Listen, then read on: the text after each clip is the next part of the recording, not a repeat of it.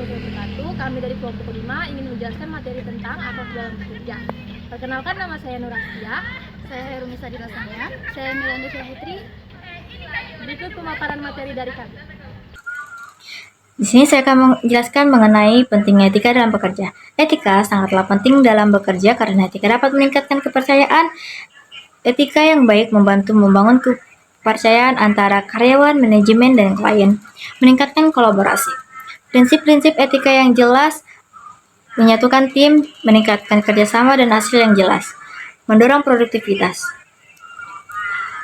Lingkungan yang etis mendorong individu untuk bekerja lebih baik dan lebih efisien. Karyawan yang bekerja di lingkungan yang etis merasa dihargai dan termotivasi. Rasa penghargaan ini meningkatkan semangat kerja dan komitmen dalam tugas.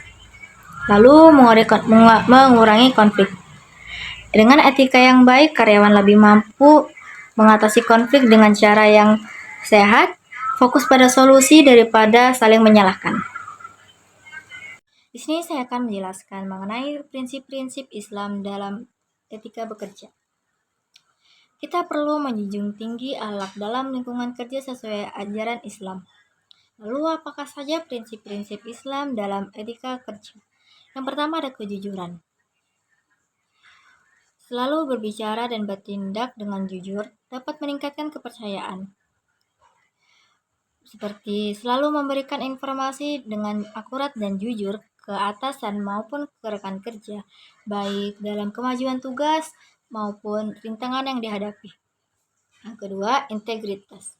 Menjaga komitmen dan tanggung jawab dalam setiap tindakan profesional. Lalu, kerja keras. Menunjukkan dedikasi dan upaya maksimal dalam menyelesaikan tugas. Dan yang terakhir adalah keadilan. Memperlakukan semua orang dengan adil tanpa berat sebelah di tempat bekerja. Selanjutnya, contoh penerapan etika Islam di tempat kerja. Tadi kasus yang pertama berkaitan dalam kejujuran. Contohnya, perusahaan A menunjukkan kejujuran dalam laporan keuangan yang meningkatkan kepercayaan investor dan kredibilitas perusahaan. Yang kedua, sistem reward berbasis integritas. Contohnya, perusahaan B menerapkan sistem reward untuk karyawan yang berintegritas, mendorong peningkatan moral dan kerja tim. Selanjutnya, tantangan etika di tempat kerja saat ini. Yang pertama, korupsi. Korupsi di tempat kerja menciptakan ketidakadilan yang merugikan banyak pihak, mengganggu moral dan produktivitas karyawan. Yang kedua, diskriminasi. Berdampak negatif pada kesejahteraan karyawan, mengurangi motivasi dan menciptakan lingkungan kerja yang tidak sehat. Yang ketiga, ketidakpastian. Akibat perubahan regulasi yang cepat dapat menyebabkan stres dan kebingungan yang merusak stabilitas kerja. Selanjutnya, manfaat mengikuti etika Islam di tempat kerja. Yang pertama, meningkatkan reputasi perusahaan. Dengan menerapkan etika Islam, perusahaan dapat membangun citra positif yang menarik klien dan mitra bisnis. Kedua, mendorong loyalitas pelanggan. Perusahaan yang beretika mendapatkan kepercayaan pelanggan yang berujung pada hubungan jangka panjang. Yang ketiga, meningkatkan kepuasan karyawan. Etika yang baik menciptakan lingkungan kerja yang adil, meningkatkan motivasi dan produktivitas karyawan. Terakhir, menciptakan budaya kerja yang sehat.